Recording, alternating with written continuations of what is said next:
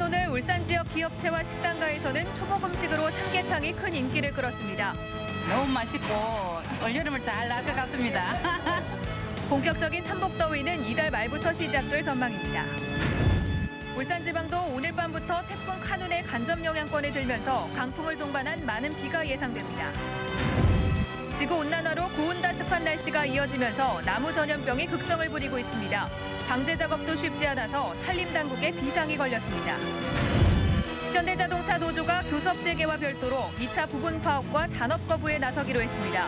파업으로 인한 생산 손실이 눈덩이처럼 커질 전망입니다.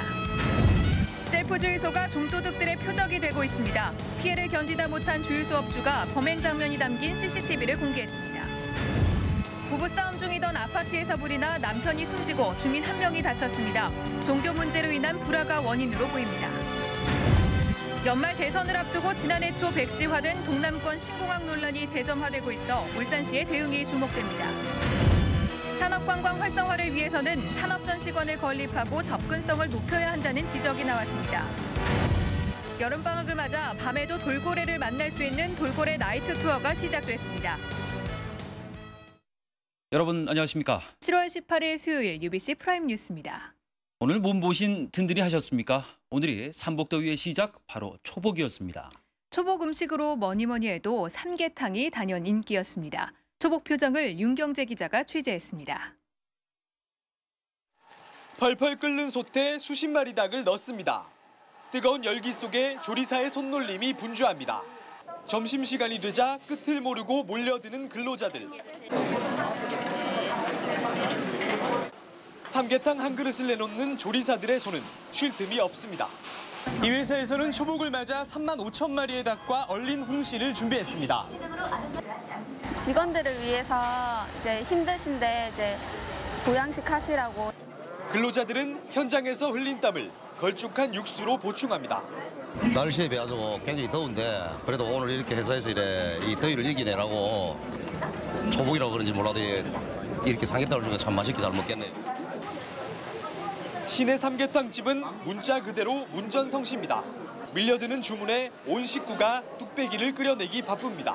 오늘 비도 온다 했는데 비도 안 오고 그래서 손님도 엄청 더 많고 해가지고 평소에 한 2~3배 팔았습니다. 어르신들로 빼곡히 들어찬 노인회관 식당은 시골 장터나 다름없습니다. 삼계탕 한 그릇에 시끌벅적 이야기 잔치가 벌어집니다. 초복이라서 이렇게 준비하는 줄 몰랐거든요. 근데 오니까 너무 맛있고 올여름을 잘 날 것 같습니다. 태풍 카눈의 영향으로 예년 같은 무더위는 없었던 초복. 울산기상대는 이달 끝 무렵 장마가 물러나면 본격적인 삼복더위가 시작될 걸로 전망했습니다. UBC 뉴스 윤경재입니다. 대나무 빗자루병 그리고 참나무 시드름병에 이어서 소나무 제선충과 솔껍질 깍지벌레까지 극성을 부리고 있습니다. 이 급속히 확산되고 있는 나무 전염병의 원인은 무엇이고 또 대책은 없는지 이다루 기자가 취재했습니다. 해맞이 명소인 울주군 간절곶. 지난 2000년 새천년을 기념해 조성한 잔디광장 소나무 잎이 누렇게 변했습니다. 수년 전부터 생겨나기 시작된 솔껍질 깍지벌레가 서생 해안가를 중심으로 확산된 것입니다. 동안 좀 잠잠했는데 한 2~3년 주기로 토를 한 번씩 이래가지고 급격하게 새가 또 확산되고 그렇게 반복이 되는 것 같아요. 인근에 수백 년 된 소나무도 줄기부터 솔잎까지 전체가 말라가고 있습니다. 솔껍질 깍지벌레는 성충이 한 번에 280개의 많은 알을 낳기 때문에 일단 감염이 되면 피해가 더욱 큽니다.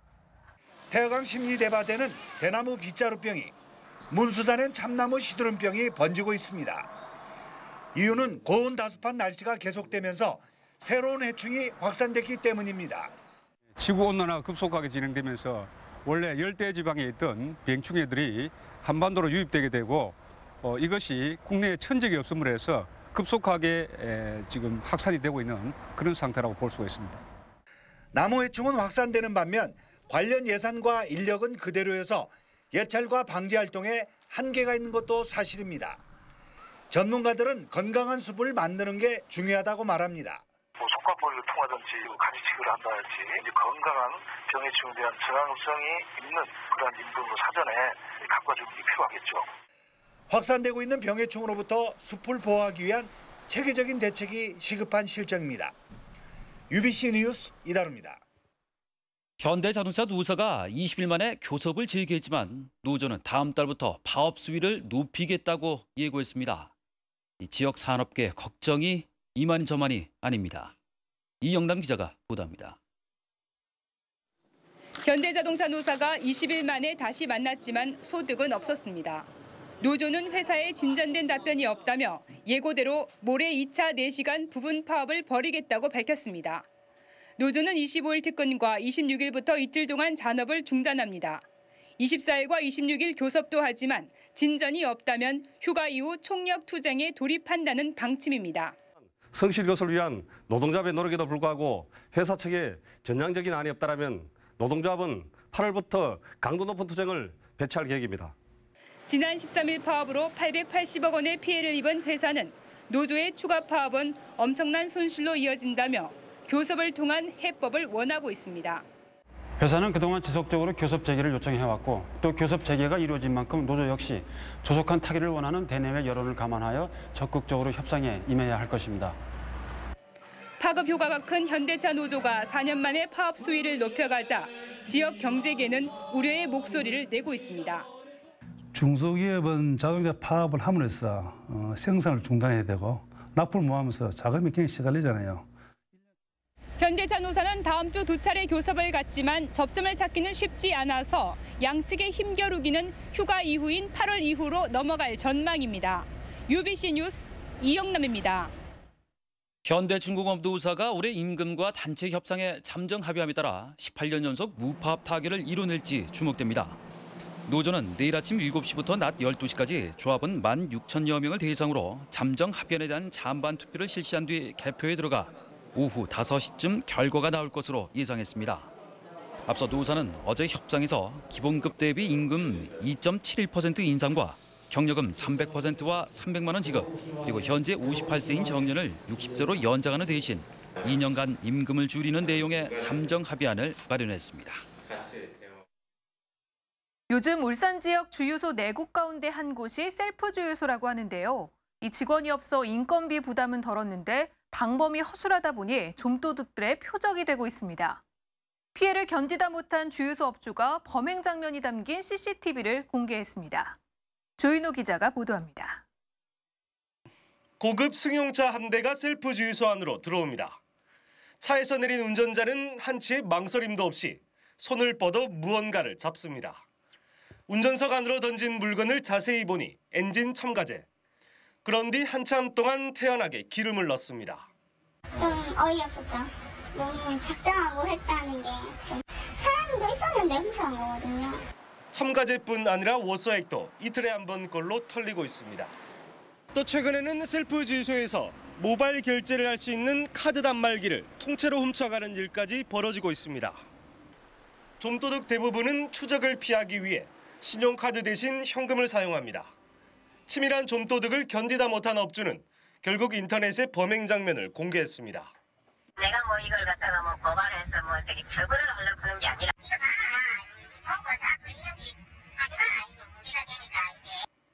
착한 가격으로 인기를 끌고 있는 셀프 주유소가 허술한 방법을 노린 좀도둑들의 표적이 되고 있습니다. UBC 뉴스 조인호입니다. 어젯밤 북구의 한 아파트에서 불이 나 한 명이 숨지고 한 명이 다쳤습니다. 경찰은 숨진 남편이 신흥종교에 빠진 부인과 싸운 뒤 홧김에 불을 지른 것으로 보고 있습니다. 김규태 기자가 취재했습니다. 북구 화봉동의 한 아파트에서 불이 난 건 어젯밤 10시쯤. 5층에 있는 46살 권모 씨의 집에서 갑자기 불길이 치솟았습니다. 불은 거실에 있는 소파에서 시작돼 순식간에 거실을 잿더미로 만들었습니다. 이 불로 집주인인 남편 권 씨가 숨지고 위층에 사는 조모 씨가 연기를 마셔 병원에서 치료를 받았고 주민 40여 명이 대피하는 소동을 빚었습니다. 대피하세요 막 그런 소리가 나더라고. 앞에 사람들이 막 소리 났다. 경찰은 신흥종교에 빠진 아내와 잦은 갈등을 빚던 남편 권 씨가 부부싸움을 한 뒤 식구들을 집 밖으로 내보내고 불을 지른 것으로 보고 있습니다. 몸싸움하는 소리 그런 건 안 들리던가요? 되게 싸우는 소리였던 거예요? 신흥종 그것 다툼이 있었다는 것 같은데 그래서 시장이 화가 나고 불을 냈다는 것 같은데. 특히 이번 화재는 군대 간 아들이 생일을 맞아 휴가를 나온 날 발생해 주위를 더욱 안타깝게 하고 있습니다. 경찰은 화재 현장에서 라이터를 수거해 감식을 의뢰하는 한편 정확한 경위를 조사하고 있습니다. UBC 뉴스 김규태입니다.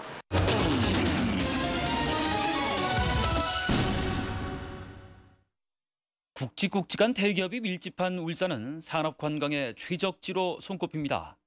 울산시가 차세대 먹거리 산업으로 산업관광을 육성하기로 한 가운데 인프라 확충이 시급한 것으로 지적됐습니다.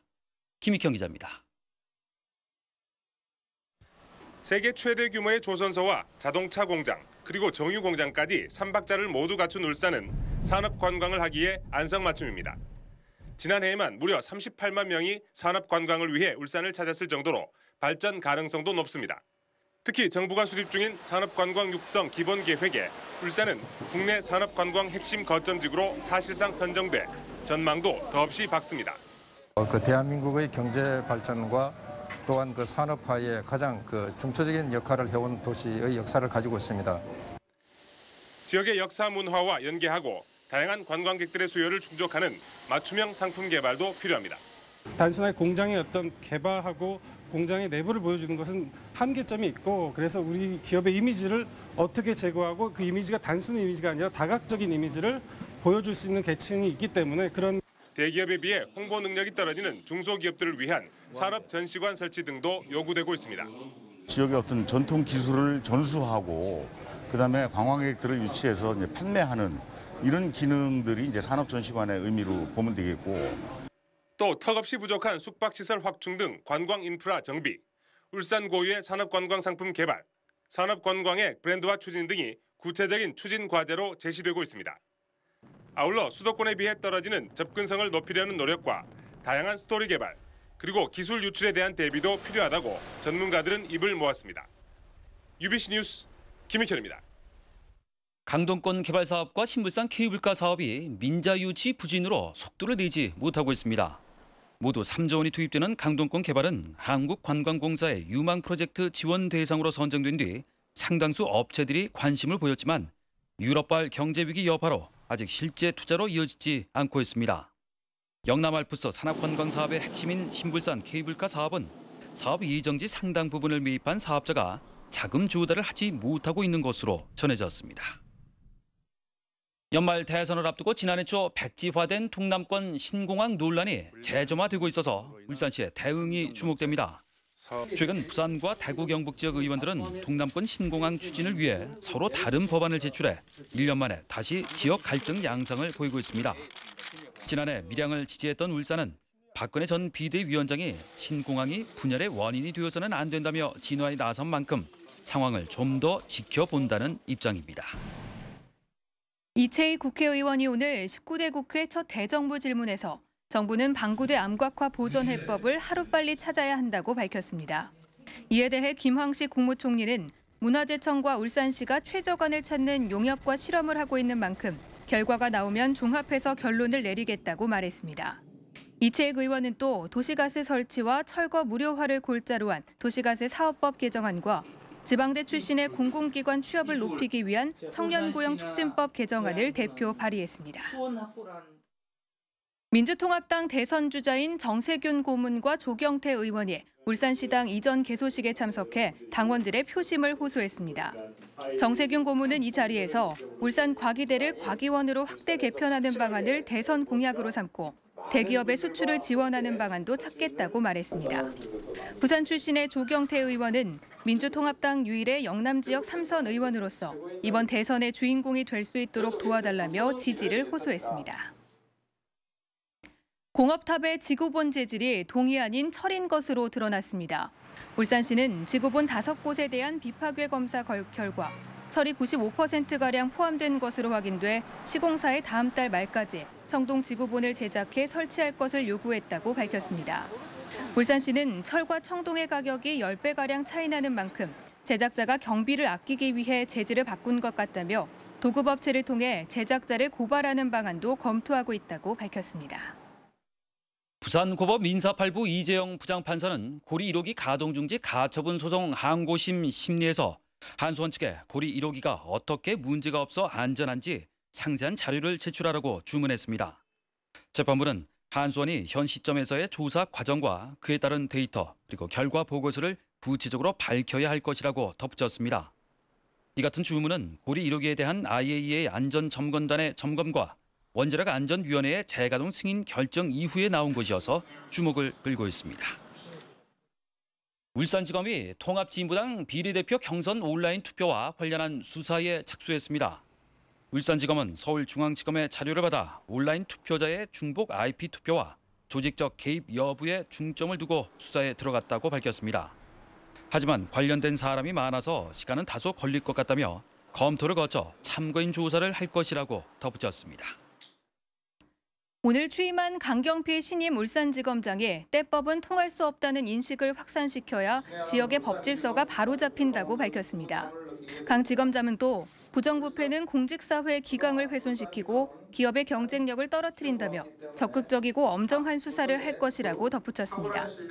사법연수원 17기 출신인 강 지검장은 광주지검과 부산고검 차장검사를 역임했으며 지난 2004년에는 울산지검 형사 1부장으로 근무했습니다. 울산지법 제3형사단독 도진기 부장판사는 비정규직의 정규직화 투쟁을 지원하기 위해 잔업거부를 주도한 혐의로 기소된 금속노조 전 위원장 박모 씨와 현대차 전 노조위원장 이모 씨 등 6명에게 무죄를 선고했습니다. 재판부는 잔업거부가 목적과 절차에서 위법하지만 잔업거부를 대외에 알린 만큼 심각한 혼란을 초래했다고 보기 힘들다고 밝혔습니다. 이들은 지난 2010년 11월부터 4차례에 걸쳐 현대자동차 노조에 2시간 잔업거부를 주도해 217억 원의 생산 손실을 입힌 혐의로 기소됐습니다. 울산지법 제3형사부는 성폭력과 강간 혐의로 기소된 30살 박모 씨에 대한 국민참여 재판에서 무죄를 선고했습니다. 재판부는 판결문에서 피해자가 피고인과 사귀기로 한 약속 때문에 성관계에 응한 것으로 보이고 별다른 저항이나 반항을 한 정황이 없어 무죄를 선고했다고 밝혔습니다. 박 씨는 지난 3월과 4월 병원에서 알게 된 22살 김모 여인을 3차례 성폭행한 혐의로 기소됐습니다. 오늘 새벽 4시쯤 울주군 삼남면의 금속 가공 공장에서 불이 나 소방서 추산 400만 원의 재산 피해를 내고 15분 만에 꺼졌습니다. 소방당국은 기계 설비의 예열 과정에서 불이 난 것으로 보고 정확한 화재 원인을 조사하고 있습니다. 동부경찰서는 오늘 주택가에서 불법 게임장을 운영한 48살 최모 씨를 붙잡아 조사하고 있습니다. 최 씨는 지난 3월부터 동구 화정동 주택가 건물에 심의게임기 70대를 설치한 뒤 손님들이 획득한 점수를 돈으로 바꿔주는 방식으로 불법 영업한 혐의를 받고 있습니다. UBC 시청자위원회 7월 정례회가 오늘 UBC 대회의실에서 열렸습니다.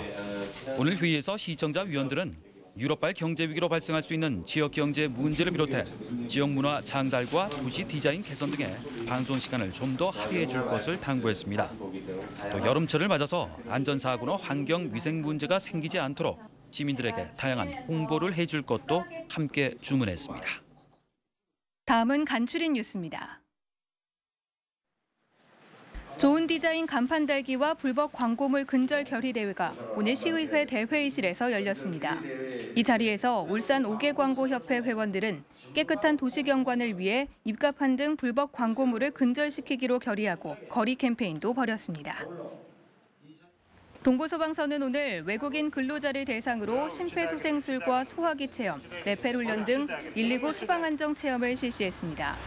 오늘 행사는 급증하고 있는 외국인 근로자들의 재난 대처 능력을 키우기 위해 마련됐습니다. 남부소방서는 국가산업단지 안전사고 예방을 위한 위험물 안전관리자 교육을 실시했습니다. 이번 교육은 최근의 위험물 사고 원인과 예방 대책, 폭염과 집중호우 등 기상변화에 따른 안전관리 요령, 그리고 위험물 관계 법령 안내 등의 순으로 진행됐습니다.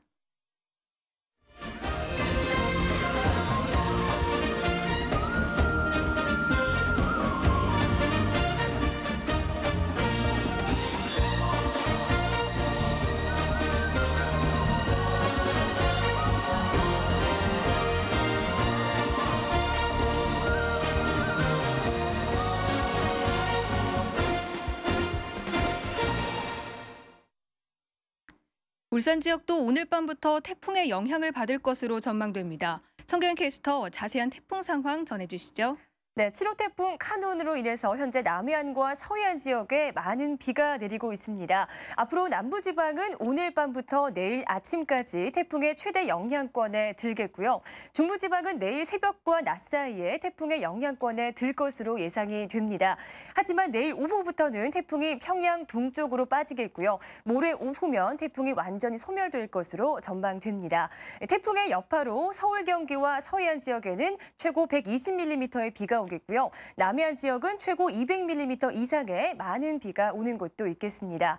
비는 아침에 제주를 시작으로 남부지방은 낮에, 중부지방은 밤이면 모두 비가 그칠 것으로 전망됩니다. 울산 지역은 오늘 늦은 밤부터 내일 낮 사이에 태풍의 간접 영향권에 들겠고요. 30에서 최고 80mm의 비가 내릴 전망입니다.